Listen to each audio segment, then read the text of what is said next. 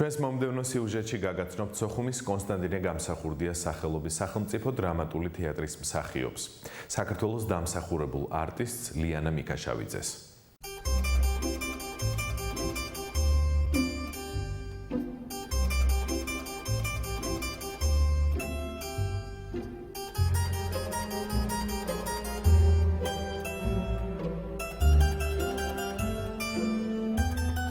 მისთვის მთავარი მაყურებლის ის სიყვარული, საინტერესო როლები და გულწრფელი ტაშია, რომელიც აფხაზეთისა და საქართველოს დამსახურებულ არტისტს ლიანა მიქაშავიძეს დღემდე მოყვება. როგორც თავად ამბობს, ტაში მას დაბადებისთანავე დაებედა. რეპეტიცია ჰქონდათ, როდესაც სამშობიაროდან დაურეკეს, რომ დედას შეეძინა ქალიშვილი. ესე იგი დავბადებულ ვარ მე.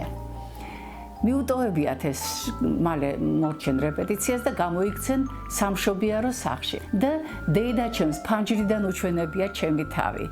ამტყდარა ჟივილ-ხივილი სიხარული მსახიობებს ტაშით გამოუხატავთ. შემოუერთდნენ გამვლელებიც და ასე დამებედა მე ტაშის სცენაზე. მსახიობს მეტი რა უნდა უნდოდეს, გან ეს ცოტაა.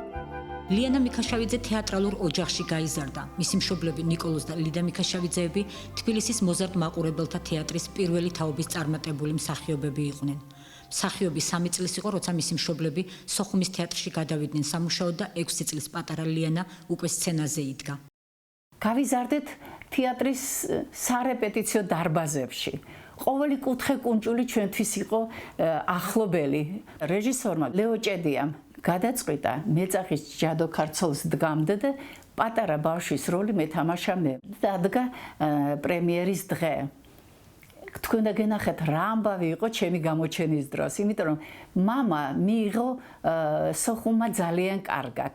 რეჟისორმა წინ წამიყვანა ავანსცენაზე და ხალხს ესე იგი აჩვენა, რომ მესამე მიქაშავიძე მოვიდა თეატრში. ხუთა ბერულავამ დაწერა ლექსი პატარა ლიას სცენაზე. თეატრი მსახიობისთვის მთელი ცხოვრებაა, სიხარულიც და ტკივილიც, საიდანაც ლიანა მიქაშავიძე თავის ერთგულ მაყურებელს ხან დედოფლის, ხან გორანდუხტის, ხან ეკა შერვაშიძის, ხან ფლორელას, ხანაც ნუნუ ექიმის პერსონაჟებით ელაპარაკებოდა. ყველა როლი თავისებურად საინტერესო და საყვარელია. მსახიობს აქვს კარგი პერიოდებიც.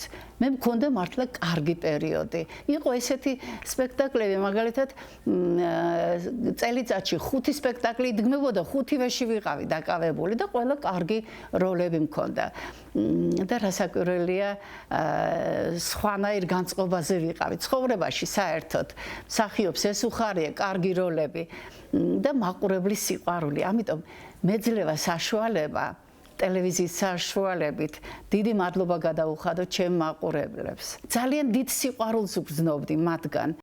არანაკლებ წარმატებული იყო ქალბატონი ლიანა ქორეოგრაფიაში, რამაც მის სამსახიობო კარიერას დიდად შეუწყო ხელი.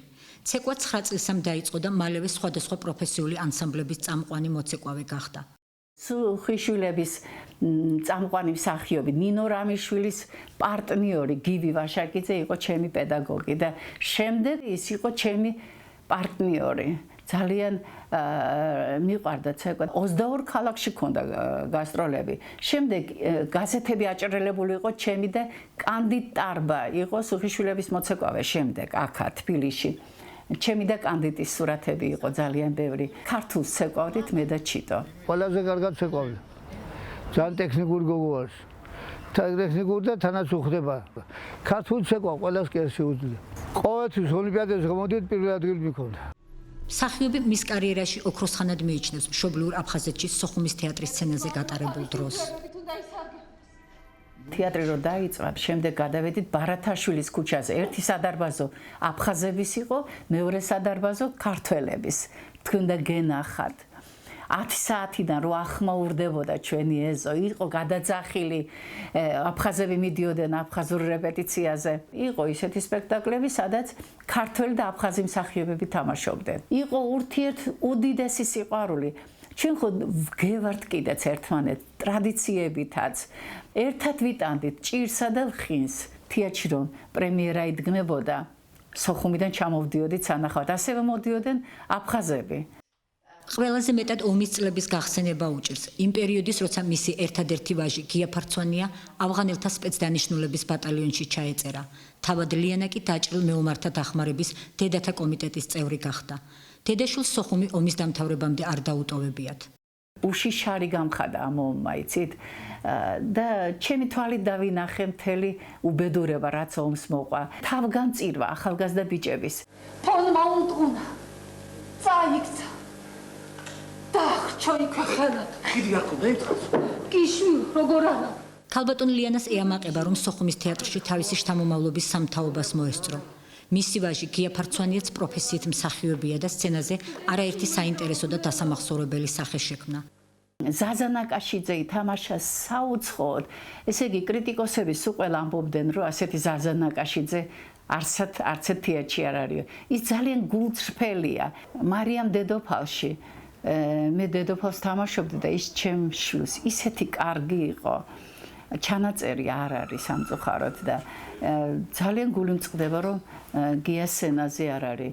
ეს კი შვილიშვილი ნიკოლოზია, რომელიც დიდი ბაბუის სახელს ატარებს. ქალბატონი ლიანას სურვილია შვილიშვილი ოჯახურ ტრადიციას გაყვეს. ნიკოლოზი კი კალათბურთითაა გატაცებული, თუმცა ეამაყება, რომ მსახიობთა ცნობილი ოჯახიდანაა.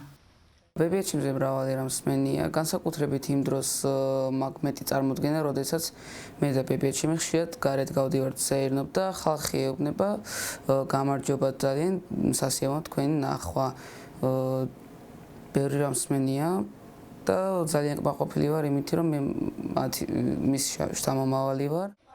ლიანა მიქაშავიძე მადლიერებით იხსენებს ყველა იმ კოლეგას და თეატრს, რომლებმაც დევნილობაში სოხუმის თეატრს დახმარების ხელი გაუწოდეს.